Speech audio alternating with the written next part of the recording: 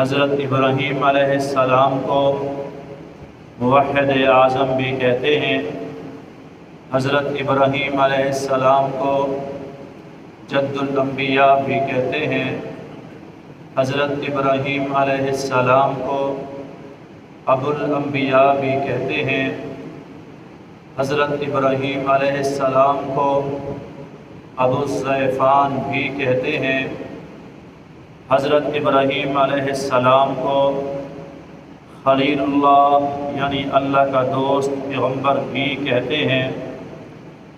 حضرت ابراہیم علیہ السلام سیدنا آدم علیہ السلام سے 3037 سال بعد دنیا میں تشریف لائے۔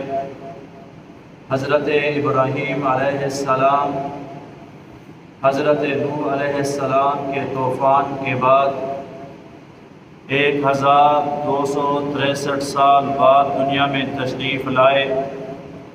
حضرت ابراہیم علیہ السلام مشہور بادشاہ نمرود کے زمانے میں پیدا ہوئے۔ نمرود دال کے ساتھ مشہور ہے، کتابوں میں زال کے ساتھ نمروز آتا ہے، اور یہ عراق کا شہر بابل کی ایک بستی تھی کوسا۔ حضرت ابراہیم علیہ السلام کوسا بستی کے اندر پیدا ہوئے۔ ابراہیم علیہ السلام کے ابے کا نام آزر ہے۔ ابراہیم علیہ السلام کی اماں کا نام امیلہ ہے۔ اللہ کی شان، ابراہیم علیہ السلام کا نسب بھی حضرت نوح علیہ السلام سے جا ملتا ہے، اور بدنام زمانہ نمرود بادشاہ کا نسب بھی جا کے نوح علیہ السلام سے ملتا ہے۔ حضرت ابراہیم بن آزر بن ناحور بن سروج بن رعو بن فالح بن عابر بن شالح بن ارفشاز بن سام بن نوح علیہ السلام۔ اسی طرح نمرود کا آپ نسب پڑھیں، نمرود بن کنعان بن کوش بن سام بن نوح علیہ السلام۔ کافر کا نسب بھی نوح علیہ السلام سے، نبی کا نسب بھی نوح علیہ السلام سے۔ یہ بھی اللہ کی قدرت ہے کہ اللہ مردہ سے زندہ، زندہ سے مردہ، کافر سے مومن، مومن سے کافر کو اللہ پیدا فرماتے ہیں۔ حضرت نوح علیہ السلام کے باپ آزر، ان کی عمر 75 سال تھی جب حضرت ابراہیم پیدا ہوئے۔ حضرت ابراہیم کے اور بھی 2 بھائی ہیں، یعنی آزر کے 3 بیٹے ہیں۔ ایک کا نام ہے ہاران، ایک کا نام ہے ناحور، اور ایک کا نام ابراہیم علیہ السلام ہے۔ یہ ہاران وہی ہے جس سے حضرت لوط علیہ السلام پیدا ہوئے۔ یہ لوط علیہ السلام حضرت ابراہیم علیہ السلام کے بھتیجے بھائی کے بیٹے ہیں۔ نمرود کی سلطنت اور نمرود کا زمانہ آپ حضرات علماء سے سنتے ہیں۔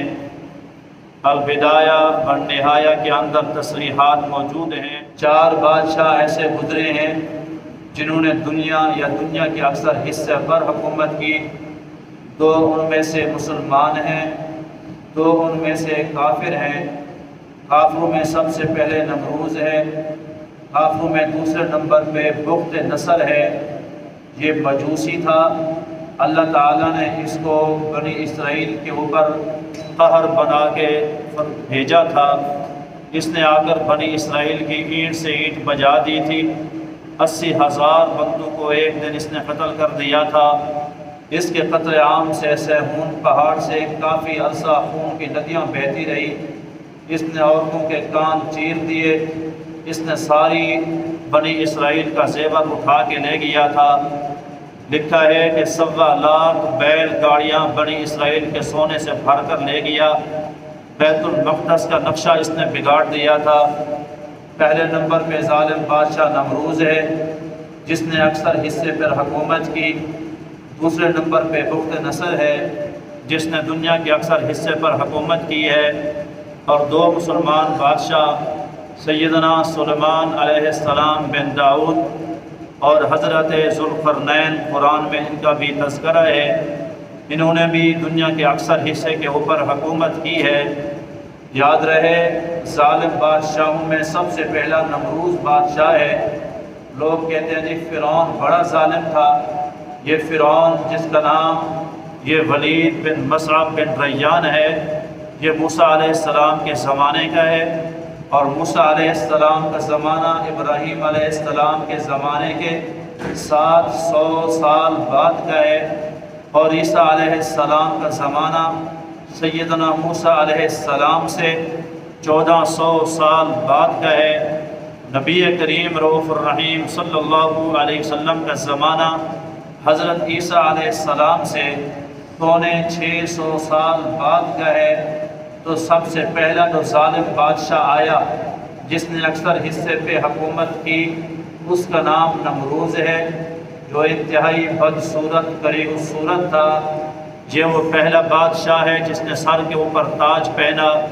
اس سے پہلے کسی بادشاہ نے سر کے اوپر تاج نہیں پہنا۔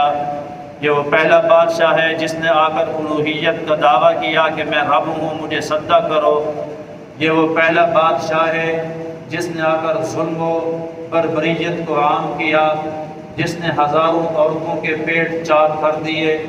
یہ وہ پہلا بادشاہ ہے جس نے ہزاروں معصوم بچوں کا قتل عام کیا۔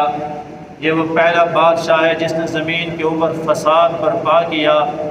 اسی زمانے میں اللہ نے موحد اعظم ابراہیم علیہ السلام کو بھیجا، چونکہ نمروز نے ایک خواب دیکھا تھا۔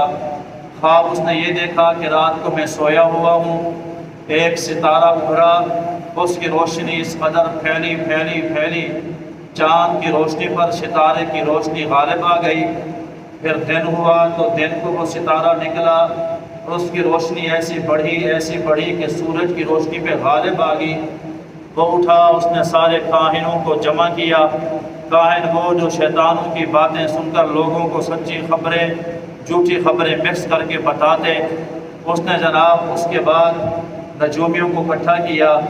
نجومی وہ جو ستاروں کے ذریعے علم حاصل کرتے تھے۔ اس نے قیافہ شناس لوگوں کو اکٹھا کیا۔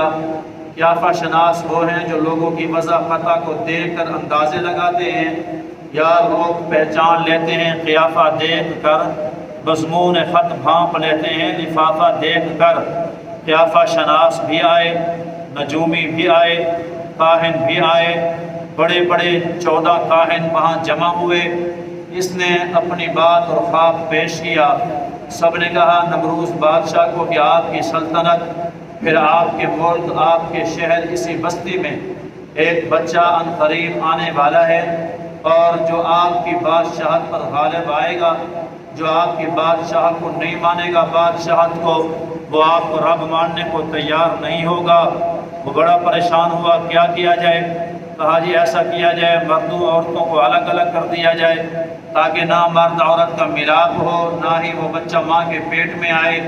چنانچہ وہ رات بھی بتا دی گئی کہ آج کی رات وہ بچہ پیدا ہونے والا ہے۔ اس نے ساری بستیوں میں عورتوں کو الگ کر دیا، ساری بستیوں میں مردوں کو الگ کر دیا، اور مردوں کے اوپر اپنے خاص نگران، خاص وزیر، جس کو مذہبی امور کا وزیر کہا جاتا ہے، میری مراد وہ آزر ہے ابراہیم علیہ السلام کا ابا، یہ خاص وزیر تھا۔ اور عورتوں پر نگران حضرت امیلہ ابراہیم علیہ السلام کی اماں کو کھڑا کر دیا۔ عورتیں الگ سوئی ہوئی ہیں، مرد الگ ہیں، رات کو ٹھنڈی ہوا چلتی ہے، سب کو نیند نے گھیر لیا ہے۔ امیلہ نے اس وقت ناپاکی سے پاک ہوئی تھی، غسل کیا تھا، اس کا حسن آزر کو لبھانے لگا۔ میاں بیوی کی آپس میں ملاقات ہوئی۔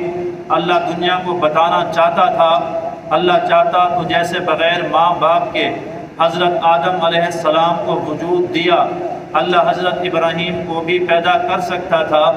اللہ چاہتا تو جیسے بغیر کسی باپ کے سیدنا عیسیٰ علیہ السلام کو پیدا کیا، اللہ حضرت ابراہیم کو بھی پیدا کر سکتا تھا، لیکن اللہ نے نمرود کو اس کی طاقت دکھانا چاہی کہ فعال لما یرید، تیرے چاہنے سے نہیں ہوتا، کس کے چاہنے سے ہوتا ہے؟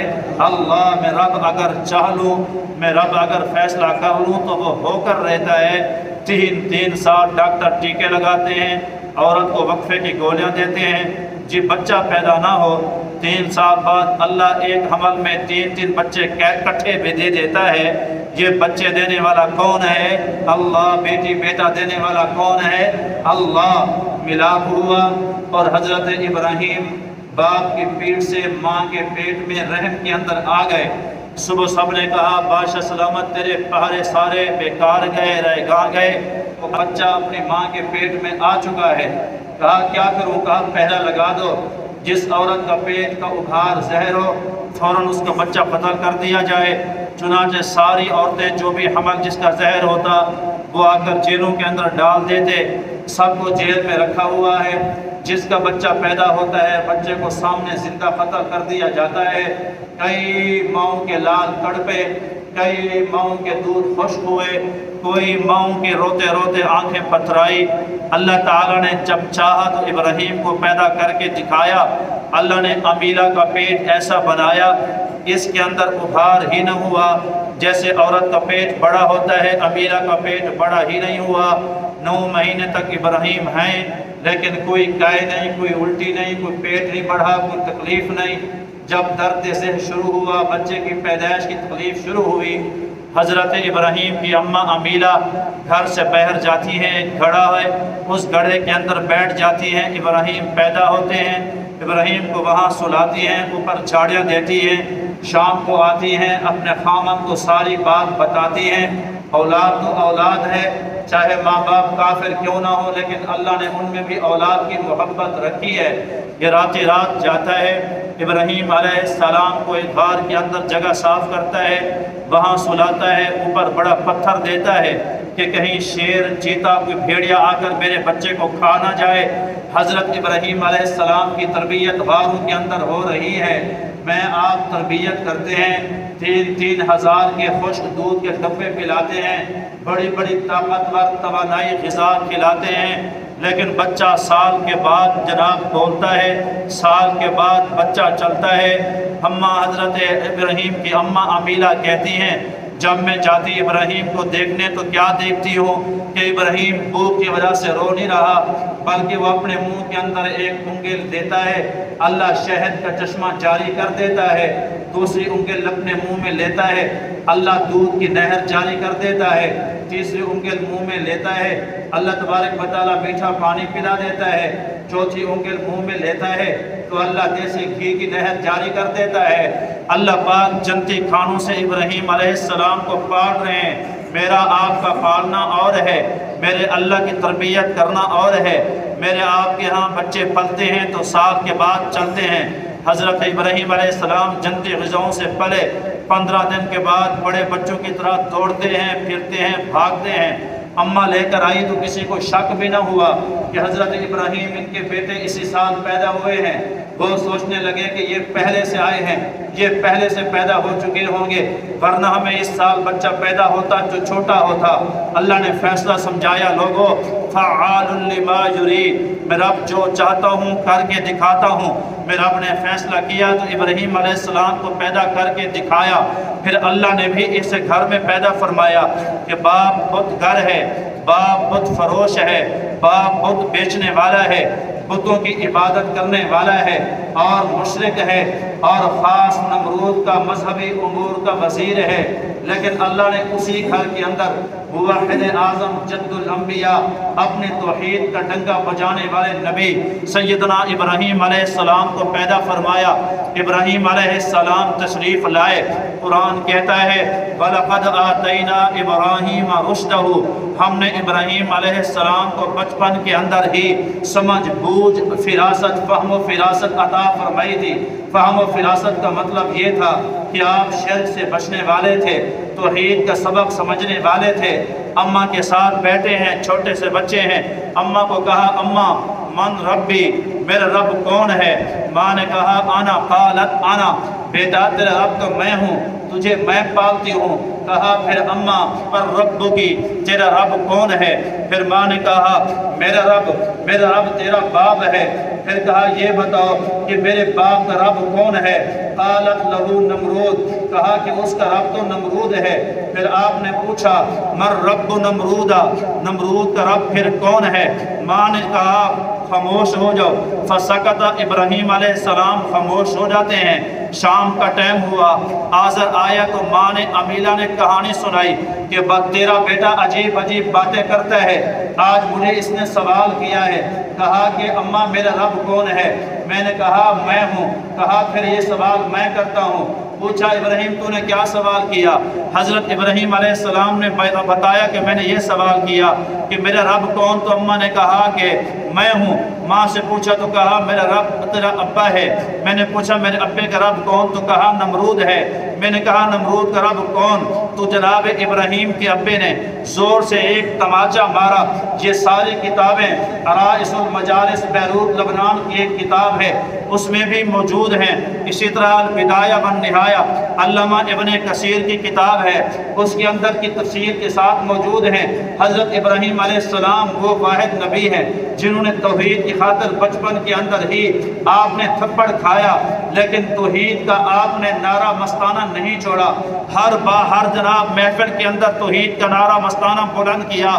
مسلمانوں، ابراہیم علیہ السلام کی اس بچپن کے واقعے سے پہلی بات معلوم ہوئی، بچی بچہ دینے والا کون ہے؟ اللہ۔ اللہ پیدا کرنا چاہے دنیا کے سارا منصوبہ بندی کا نظام فیل ہو جاتا ہے، اللہ پیدا کر کے سکھاتا ہے جیسا ابراہیم کو پیدا کیا۔ دوسری بات اللہ نے اس واقعے سے سمجھائی، بخاری شریف جلد نمبر 1 ہے، صفحہ نمبر 473 ہے۔ نبی پاک صلی اللہ علیہ وسلم نے فرمایا قیامت کے دن جب ابراہیم علیہ السلام کے ابا آزر آئیں گے تو آزر کا چہرہ غبار سے پراگندہ ہوگا اور آپ کے بالوں کے اوپر بھی غبار ہوگی، چہرے کے اوپر کفر کی ذلت چھائی ہوگی۔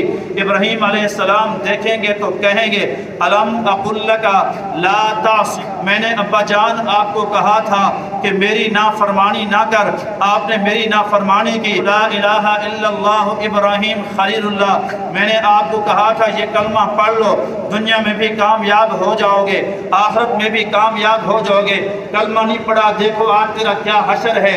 باپ کہے گا فَالْيَوْمَ لَا أَعْصِيكَ، میرا بیٹا میں ہاتھ جوڑتا ہوں، آج کے بعد تیری نافرمانی نہیں کروں گا، مہربانی فرما اللہ سے شفاعت کر دے۔ ابراہیم علیہ السلام کہیں گے اللہ تو نے کہا تھا لا تخزنی یوم یبعثون، میں آپ کو رسوا نہ کروں گا قیامت کے دن۔ باپ جہنم میں جائے اس سے بڑی کیا رسوائی ہوگی۔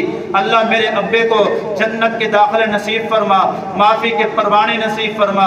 اللہ پاک فرمائیں گے ابراہیم تجھے پتہ نہیں ہے کافروں کے لیے جنت کو حرام قرار دے دیا گیا، کافر کو جنت مل نہیں سکتی ہے، جنت لینے کے لیے کلمے کا ہونا شرط ہے۔ جو آدمی کافر ہے وہ جہنم کے اندر تو جائے گا، جنت کے اندر نہیں جائے گا۔ ابراہیم علیہ السلام پریشان ہوں گے، اتنے میں اللہ پاک فرمائیں گے اپنے قدمین کے اندر دیکھو، جب آپ نیچے دیکھیں گے تو پاؤں کے اندر ایک گندے بالوں والا، ایک گندی بو والا جس کے اندر نجاست پڑی ہوگی بچو نظر آئے گا، جس کی وجہ سے ابراہیم علیہ السلام پیچھے ہٹ جائیں گے۔ اللہ پاک فرمائیں گے اس بچو کو اٹھاؤ جہنم کے اندر ڈال دو۔ اللہ پاک پوچھیں گے تجھے پتہ ہے یہ کیا ہے؟ یا اللہ مجھے نہیں پتا۔